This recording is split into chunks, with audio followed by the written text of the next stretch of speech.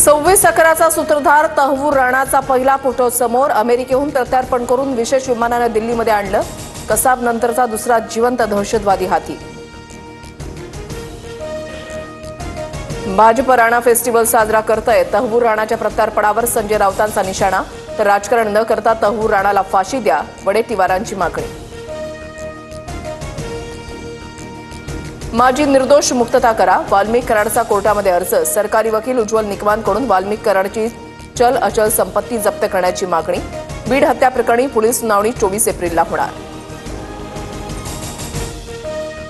मंगेशकर कुटुंब लुटारूंची टोळी, माणुसकीला कलंक असणारं कुटुंब, गरिबांचं शोषण करणाऱ्यांना साथ देऊ नका, कडक कारवाई झाली पाहिजे। ईश्वरी भिसे मृत्यू प्रकरणावरून विजय वडेट्टीवार संतापले।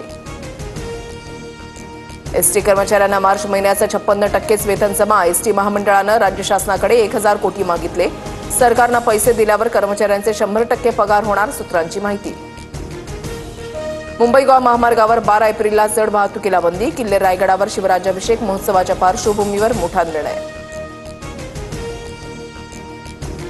चेहरा भोळा आणि भानगडी 16, मी देखील चेहऱ्यावर जाऊन इतके वर्ष फसलो। उपमुख्यमंत्री एकनाथ शिंदेंचा नाव न घेता उद्धव ठाकरेंवर निशाणा।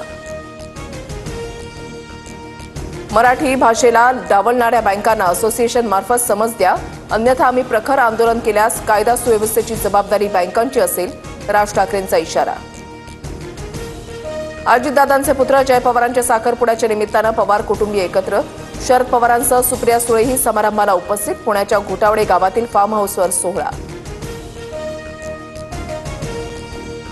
नांदेडमध्ये तिसऱ्या दिवशी वादळी वाऱ्यासह जोरदार पावसाची हजेरी। धाराशिवच्या उमरगा परिसरात गारांचा पाऊस।